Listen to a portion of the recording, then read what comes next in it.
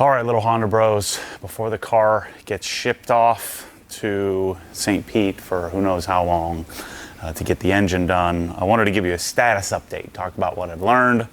This is going to be very stream of consciousness, all the things that kind of come into my head on all the things we've bolted onto this, the things that I've screwed up that had to fix or still have to fix, and what I'm thinking and kind of the process of everything and what it's gonna, what the final result I think is gonna be. But we're getting closer on what we're gonna do. I've decided I'm probably going to give this car away. We're probably going to do it February, as I don't know that I'm going to get it in time to do a December giveaway. Plus, I'd like to have some time with it. So I'm going to start going through all the different parts and pieces, talk about all the different things we've done, and talk about all the things I still have left to do. So let's start in the front. Obviously, carbon fiber hood is polarizing. I want it because that's what I wanted when I was 20 years old. I had a carbon fiber hood on the car. I forget what brand I had. I don't think it was a Sea West. It was some off-brand, but really high quality, that there was a guy named Godspeed who sold all kinds of parts and brought them in from Japan. But he's where I got my original hood from. This is a spoon hood, which is a little janky. It fits okay. We're going to get it to fit better. I'm either going to re-clear it or we're going to do paint protection film on the car. So we'll likely be doing that. You can see the underside. If I have it cleared, we'll probably have the underside painted like matte silver or gray or black or something like that. But I've had to do some modification here. I had to sort of Dremel out and route out this so that our hood prop fits. I had to drill a hole here and then, to run our lines through. I had to drill some holes in order to put the little rubber stoppers on. Not a lot of modification. I've polished the crap out of it. I've done about as much polishing as you could do to a gel coat and have it not start to really fail. And so, from here I'm gonna, we'll probably end up just putting PPF on it, which will cover up the last little scratches and imperfections, and we'll add some UV protection because this will UV fail. Same thing with the mirrors as well. So then under the hood, again, we haven't swapped the engine yet. One thing I did is I put the factory header back on. I took the Megan $100 header off and punted that in the trash, and put the factory one back on. That way we can get a really good A/B comparison. It's going down to John at LHT in St. Pete. He's going to Pinellas Park in Tampa area. He's going to swap the engine with a JDM Type R. This engine's going to stay with the car, so save yourself the email. I'm not selling this engine. It's going to stay with it. This is a 26,000 mile B16A. USDM, engine, and we're going to end up, again, swapping this for a built, lightly built. So we'll have cams, pistons, rods, valve springs, retainers, all the cam gears, all the things that need to be done to make roughly 195 to 200 wheel horsepower, JDM B18C with a JDM transmission, JDM Type R transmission as well. And so like the intake manifold and the whole, we'll go from a B16 to a 2 liter bigger B18. Or 2/10 of a liter bigger, not 2 liter bigger. John's going to build me a titanium intake, and so this is going to change quite a bit. So I have the Mugen strut tower brace. I very jankily have the Moton 3-way remote reservoirs just sort of zip tied up here. John's going to hopefully figure out a nice location for it. I've already done a anti-gravity battery. We saved what was it, almost 20 pounds there, and so the hood and the battery offset the extra weight of all the different bigger brake components and calipers and all of that. Another thing that will be done is I did buy, based on a lot of people's recommendations, the pedal's really spongy, so I did buy a Type R larger brake master cylinder that has a 1-inch opening instead of, I think this is what, 13/16 or 15/16, something like that. So that should help with pedal feel. So I also have a Koyorad radiator that's going in with the Type R engine. We have the spoon, the spoon radiator hoses, all the spoon dress up parts. So all that stuff will go in here to kind of match and make this look good. He's going to do a semi-wire tuck, but not a complete wire tuck, but a semi-wire tuck just to clean it up, and that's what's happening in the engine bay. But the only thing I've really done is change the battery, put the factory header back on, got rid of some of the janky plug wires and stuff. I have spoon plug wires that'll be going in as well on the Type R engine, and like I said, radiator hoses, and the engine bay will look really, really sharp, really clean. The other thing we did here up front is I did Civic Type R, JDM Type R headlights. I guess maybe they're just JDM headlights. The headlight change gives it's subtle. They're OE Honda. It has a city light connection, which I was able to wire up using a module. So the city lights turn on with the other lights. I have them all set up at the same 4,000 Kelvin, which is with the exception of the amber bulbs I left OE. So those are the original OE amber bulbs. Same thing, I have matching, what was the brand here that I did? I don't remember which bulbs I did, but I did matching 4,000 Kelvin, which is kind of yellow, but I kind of like the look. Makes me feel like I'm back in the day in some instead of some weird purple halogen. I didn't want to do some crazy retrofit, some HID retrofit. I wanted to stay OE-like, but then update the headlights, and I think this subtle little difference makes a big difference in the long run. It really does, I think, do well. The lights look great, and they fit perfectly. So that's a key requisite. Nothing else was done here. One of the things that's kind of natural to these cars, EM1s, is that the trim, so the side moldings, the rear plate section, and this piece here gets kind of purple. I don't think I want to go into all kinds of body work and repainting of things and trying to match it. So I think I'm just going to leave it that way.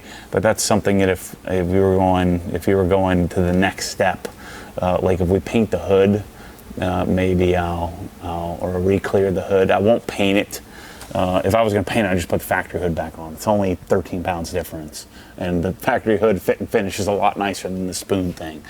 But I don't think I'm going to go to that unless for some reason we need to do some paint elsewhere. Then we would do it. I guess maybe I'll do it.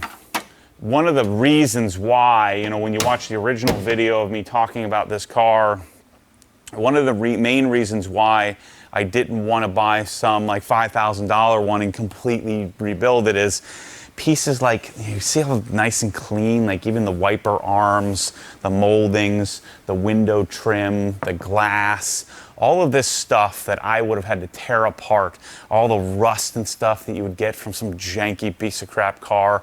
So I was looking for, not museum grade, but I was looking for as nice of a Civic as I could find. I paid $25,000 for this thing.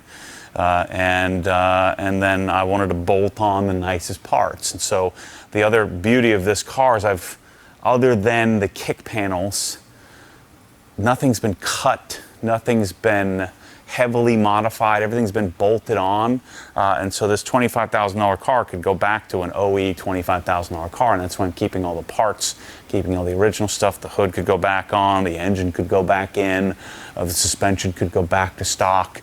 You could pull the window tint off, you could put the factory stereo back in. All of this is retrofittable back to stock. Put the mirrors back on, and so that's one of the things I wanted to do. That's one of the things I did back when I was 20 years old, is I tried to bolt on really, really nice stuff when all my friends are putting goofy Altezza lights and some, weird fuzzy Dyson, steering wheel covers. I was in seat covers. I was looking for Type R seats. I was looking for Volk wheels and things like that. And so I wanted to continue that same theme. We paint corrected the whole thing. None of the trim needed anything replaced. I just coated the trim. It's going to need to get a decon, and there's There's quite a bit of overspray, probably from the stereo shop and then painting trim panels and stuff. So I'll do a light polishing and probably another coat of XO on the car after we're completely done. But the paint work was two-stage, two-step jet scar correction compound, followed with Sonax Perfect Finish, and then it's coated with a single coat of G-Technic Crystal Serum Light, same thing all the trim, and then 2 coats of G-Technic XO, and then all the trim has XO on it as well. All the windows have Wolf's Glass sealant. The windows have been tinted with Expel, whatever they call it, Prime Plus XR, Prime XR Plus or something like that, whatever their best heat rejecting window tint. So lots of freaking $1,000 I spent on having Martin do that, including the whatever you call that thing, the sunroof. I really wanted a non-spoiler car, but I don't want to go through what I'd have to go through in order to get that removed. So I'm not doing that. So the spoiler is going to stay on the car. I think that we'll leave that be. So let's talk a little bit about suspension and wheels. I guess let me put the car up in the air here so I can show you that. So wheels and tires, we'll get into that in a minute because we have a lot of wheels that are going to go with this thing. I'm not exactly sure how that's going to work from a alignment perspective. I haven't aligned it yet. I've just been kind of loose fitting to try to see what works. But the suspension, I spent a lot of money on and a lot of time. So we did spoon rigid collars to align the front subframe. We did Moton 3-way. It's like $12,000 suspension, just the coilovers. I did, if you go back and watch the suspension video, in the front, I tried doing drop forks. I was going to do roll center adjusters. I found that stuff, well, the drop forks really didn't work. It dropped it too much. I didn't need that. And I have plenty of height adjustment with just the coilover. I have new hard race tie rods. The front sway bar is the same. I left that, but I have new sway bar. Did I do sway bar end links? No, I left the factory sway bar end links. New lower control arm, new upper control arm with camber plates, spoon twin block to 4-piston calipers, new rotors. I painted the hubs. What else did we do in here? I think that's it. Spoon brake lines. So the whole front suspension has been tampered with, if you will, or modified. I still have some alignment to work on to figure out what's going to fit best. These are Volk TE37 RTs in 15. The only thing really left to do with suspension and brakes is, these have been bled, but I really need to be. The pedal feel isn't very good, and so I think we need a larger reservoir. So we're going to put the Type R brake master cylinder in order to compensate for the fact that we have, they have 2 sides of the caliper, much bigger caliper than the stock one. These racing titanium lugs are like $900, but man, they're freaking awesome. The greatest part about these is that I can remove them and not have to worry about damaging them. All the other lugs, like the Spoon lugs and the Volk lugs, you're torquing on them, so they all get kind of chewed up from using it all the time.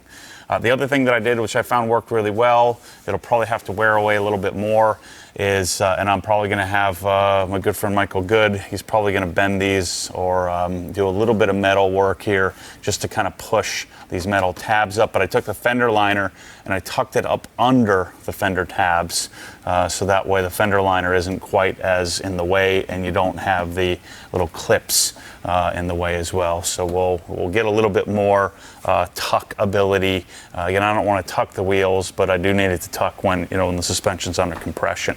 But I found that that seemed to work pretty well. The old Honda trick that pretty much any Honda bro knows about. So that's the front. Let's talk about the rear, and then I'll talk about wheels, what we're planning there.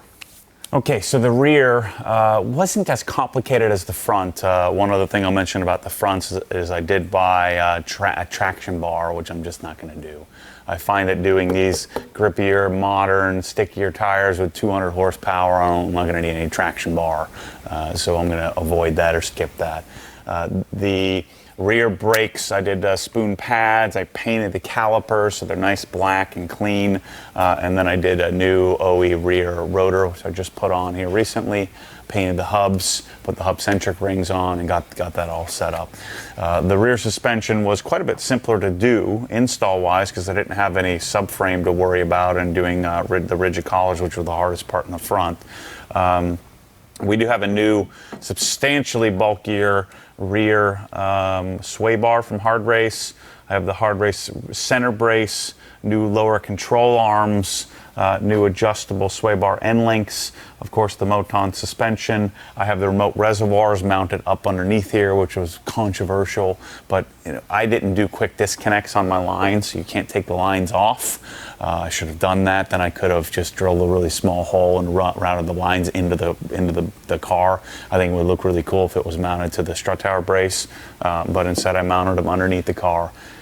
Wherever this car goes in its life is not going to see a ton of mud and all that crap. So these are sealed and designed to go under a car just like any truck. You'd have remote reservoirs up underneath the fender well, so we're just fine there. I also have pretty aggressive rear camber, rear toe arms to adjust the rear camber, so we can play with that.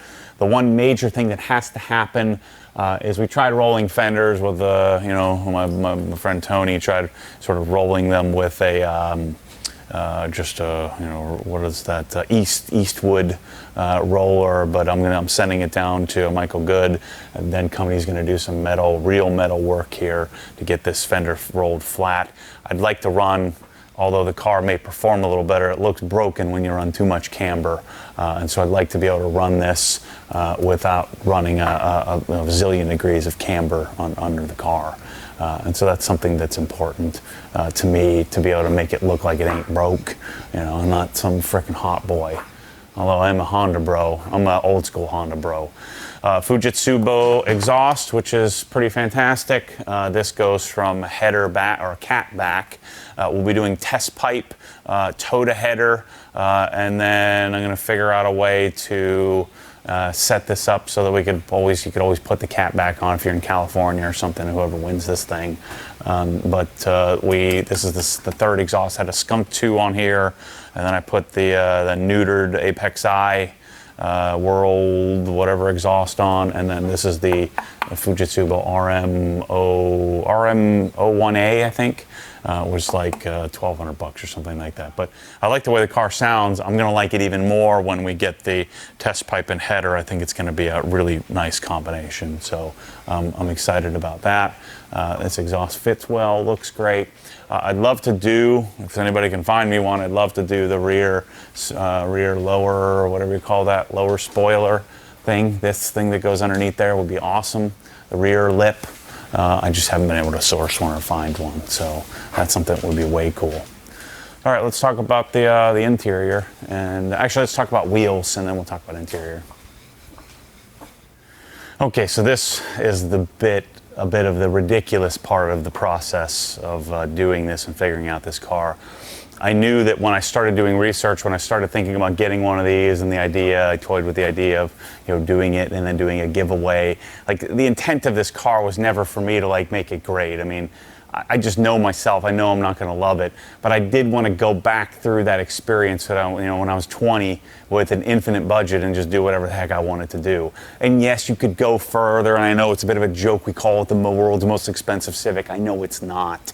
But this is probably the world's most expensive bolt-on Civic, repainted and built from the ground up. Wheels in general are not readily available anymore. Like, you can't get OG TE37s, because ultimately what I wanted were 16-inch OG gunmetal TE37s in 16x7, like plus 38 or something like that would be perfect. but I just can't get them, can't find them. I could probably get them, just not in the timing that I need. I'd love to get a set of bronze and stuff like that, but I've had to kind of work with one thing I wasn't aware of. I didn't know what offsets would work best, especially with all the modern suspension components that we can put on this. So I wanted to take the best of what I had available to me, and I just bought everything I could get my hands on that was of interest, stuff that I may have been interested back in the past. And so what's on the car right now is the only set of 15s that I got, which I think look really cool. When I first put them on the car, they were kind of poking and the car wasn't low enough. But now that I have the suspension set up, I think they look freaking fantastic. These don't have a center cap option. I have a Bridgestone 205 50-15, which looks nice and meaty on an 8-inch wide wheel.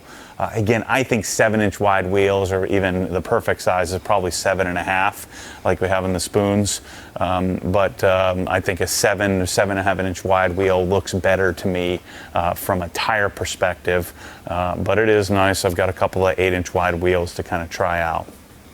These, again, don't have a center cap option. The next set, and I think I can get these all to work. The key is finding that happy medium on the suspension, and that's why rolling the rear fenders is so important, is I'd like to find a happy medium where I have an aligned, straight-wheeled suspension setup where I can put all these different wheels on. And I've had to buy lots of tires. We've had to swap them 5 or 6 times. It's been a real process just to get to this point. I knew what wheels I thought I could fit, but I wasn't sure. And I sought the advice of my friend Anthony, All Day Anthony, his channel where he has a Civic EX that he's building. But I knew that 16x8 or 15x8 plus 35 would fit. The question is, would it fit the way I wanted it to fit, where it's not all broke camber. So these are a 16x7 plus 42 CE28N, and these are diamond black. So it's a dark gray. Oh, by the way, this color, I forget. I think this is called. What is the black called? Shoot, I should remember it. We'll put it we'll put it underneath here. But this is like a satin black finish with blue stickers, which I think looks pretty sick. And then you have Desmond Regamasters in this kind of green gunmetal finish. I haven't put the stickers on it yet. We just got these wheels back. So I have to clean up and coat and tire dress all of these. But I put 215, 45, 16 Falcon. These are Falcon, what is it, Zenith RT660s, which these are my favorite tires. Same tires I have on the plus 42 Volks. So these I can run with less camber because they're a plus 42 offset. This is a plus 38 offset, so these two will fit pretty interchangeably. 16x7 plus 38, 16x7 plus 42. Pretty weak offset, but fits the car in a more grown-up style. I don't really love black on blue like this. I certainly don't love green, but it's something different. I couldn't get gunmetal. I don't like white wheels, and so I've kind of worked with what I have. This is I just got these back today. I bought. Originally, we'd put these Falcons on, but it wasn't going to fit, even with crazy camber and aggressive roll. And so I bought another set of 205 Bridgestone. So these are RE71Rs and a 205 45 16. We tried a 205 40, thinking I needed to go really thin sidewall, but it looked terrible. So I have a set of brand new 205 40 version of these Falcons sitting over there. I also have a set of 225 45s that didn't fit sitting over there. So I've had to spend a lot of money. Each set of tires is $500, $600, $700 to try out, to figure out. I think I've spent at least probably $1,200 just in mounting and balancing. Just swapping these over multiple times. So this is a 16x8 plus 35. I'm excited to try out. This is my favorite wheel. This is a diamond dark. No, it's a, what is it? Dark. What is the gunmetal finish called? There's a TE37 Sonic. I just got the center caps for them, but it's this is a 16x8 plus 35. It's a diamond dark gunmetal, I think it's called, or double dark gunmetal, something like that. But the finish is freaking awesome. and these look great. The only problem is 16x8 is pretty aggressive, so now we have some stretch, whereas these look nice and meaty. I guess it depends on your preference. I like a square, meaty sidewall, but that's my preference. These are Spoon SW388s. I think these are going to clean up. Nobody here likes these. This is an anodized finished to make it lighter, which also makes it very prone to, you can scratch it with your thumbnail. So I'm going to coat these and pretty them up a little bit. These I had a 215 on, didn't fit. It didn't fit at all.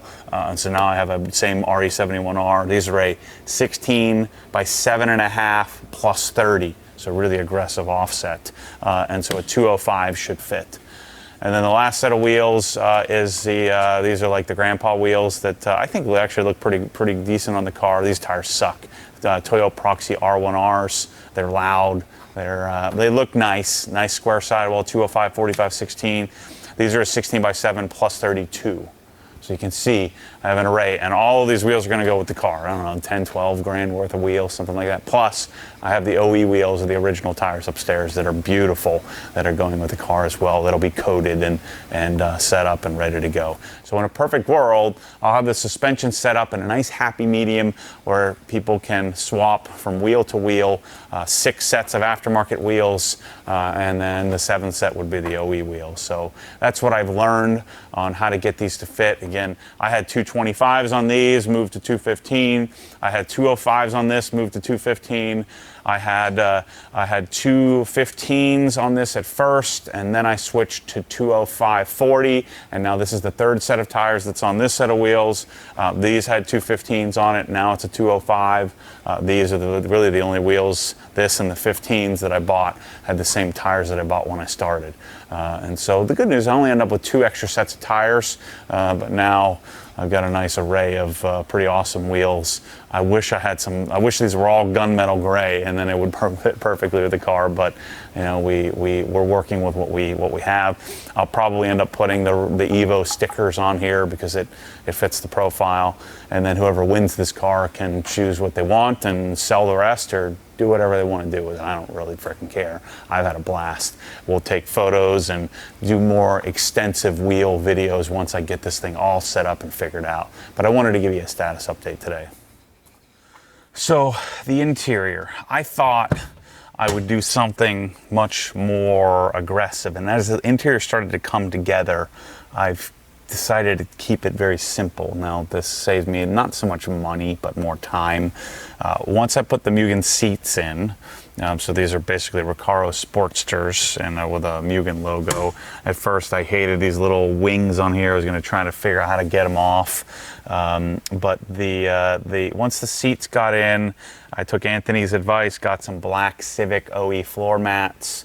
I did this Civic Type R shift knob. I actually have upstairs, I've got 3, 4 different short shifters. I've got the K-tuned, I've got the hybrid racing, and this, believe it or not, is the cheapest, crappiest thing on the car. This is a Tenzo R short shifter.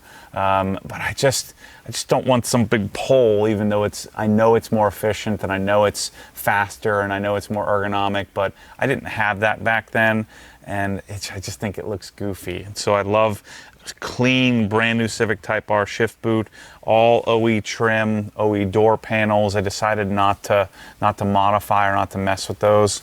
I just got some run from, I had a couple of tweaks done to the window tint, so I have to sort of wipe down the interior. It had white gauge overlays. I took apart the gauge cluster, got back to stock, have the freaking awesome Sony RSX RS9 and RSX GS9 in here with a modified Metra kit, which just looks super clean.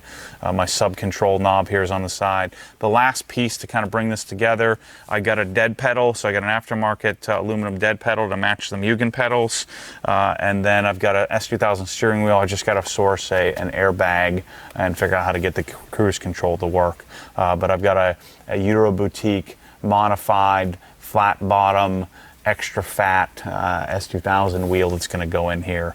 I'm not going to mess with the headliner or reupholster the rear seats. Again, I want to be able to put it back to stock if the next person wants to do that.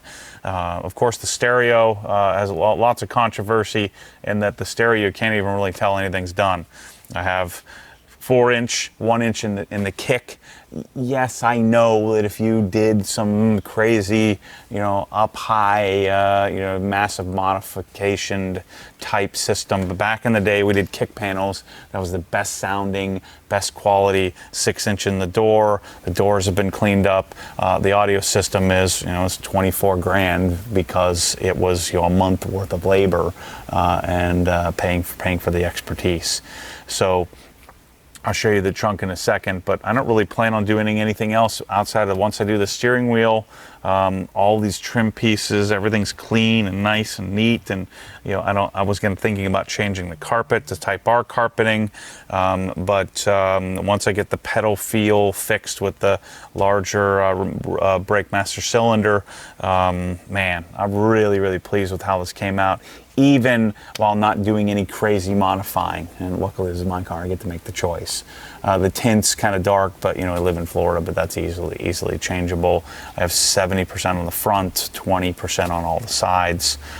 It really came out great. One thing I would like to do, which I probably won't, which I think the next person should do, would be to do an ITR steering rack. I don't think I'm going to go there because this thing, I feel like I'm just doing nothing but steering in the car. Let's take a look at the trunk and wrap up the status update here. One thing I didn't mention on the exterior, we did the spoon, carbon fiber mirrors that you saw me drop one on the ground and break it, so that cost me extra $950, something like that. But the interior's great. The audio system's fantastic. It's freaking awesome to go. I mentioned this before. I was listening to a Tribe Called Quest with the windows down, the sunroof open, making me feel like I was 19 again. It was freaking awesome. Yeah, this car is freaking cool, way cool. Let's look up the trunk and we'll wrap it up. So lots of people had noticed I had a Minnesota plate on. I just got it registered last week, and this is the only thing that vibrates on the car is the plate. I don't know that I'm going to be able to do my Obsessed Garage plate frame because of the way that the bottom of the plate is held OE, so I'm going to work on that. But I just bought some Dynamat so that I can put my new Florida plate on and make it stealth so it doesn't make any noise. But the trunk, this is what I wanted. There's a lot going on underneath here, but you have to go watch the extensive video that Derek and all the process that Derek from Sound and Motion did to this car. But I have the Mugen strut tower brace. You can see the really awesome looking Moton adjustment knobs up top there, but that's it.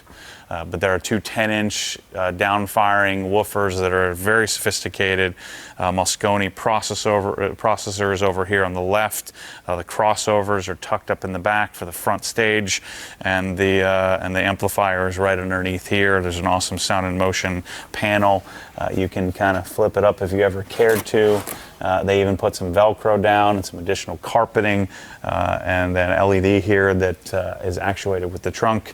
But yeah, the stereo, the interior, the fit and finish, the way that this car looks, I'm telling you guys, it's freaking incredible. I'm really pleased. The taillights are clean. The paint is in great condition. It's not perfect, but it's really, really great. It's a really great driver's usable car. And that cost me about $132,000, I think, is what I'm into it to get it to this point. So I know it doesn't look like it, and I know some people are freaking out, like, what are you getting for $130,000? I mean, this is what it costs to do all this. Now, you don't have to do all the wheels, but when you want to figure out wheels, I guess you could use my data now if you're not a Honda expert, or if you haven't grown up and continued to stay with Hondas. You'd have to do something like this if you were going to take on a project like this, like if you're going to do an Integra Type R. A lot of the money that I already spent that hasn't been done yet is the engine. That's about $12,000 to do the engine, to have John build it.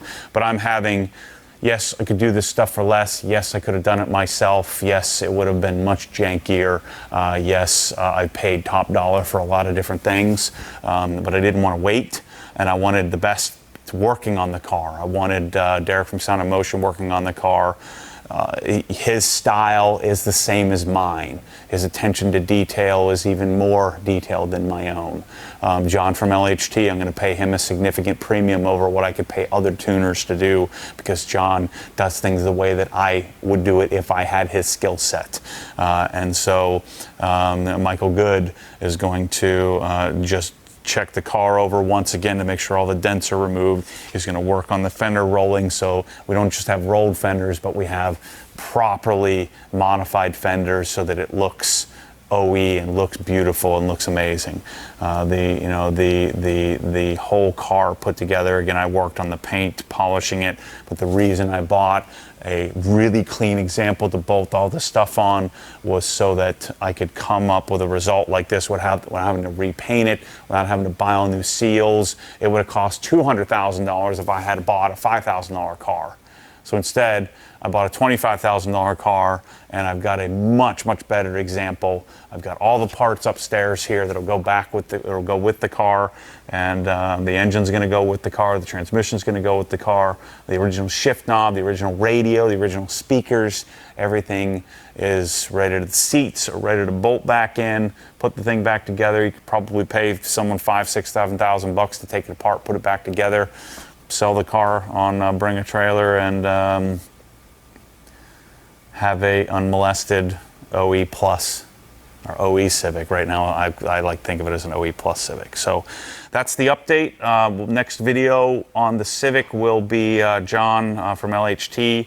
I'm not going to be there with the car because it's going to be there for a long time. It's going to have him shoot all of it. I'll narrate it in between like I did with the stereo video. And then I may send the camera guys down to Auto Paint Guard and have them do the PPF on the hood and the mirrors. It's too late to PPF the other sections of the car, but I think it's pretty freaking cool. So we'll call it the world's most expensive bolt-on Civic. And there's a lot more stuff I could bolt on to it, but there's a limit. I want it to be OE plus, I want it to be nice, I want it to be clean. I hope it makes sense to those of you who didn't understand what I was talking about in the beginning. When this car is all said and done, I think you'd be hard-pressed to say it didn't turn out nicely. Stay tuned for more Civic stuff coming up here as in about a month when it gets back from getting the engine done. Catch you soon. As always, stay tuned for more crazy. This car is going to be given away to somebody, and I think they're going to like it. See you soon.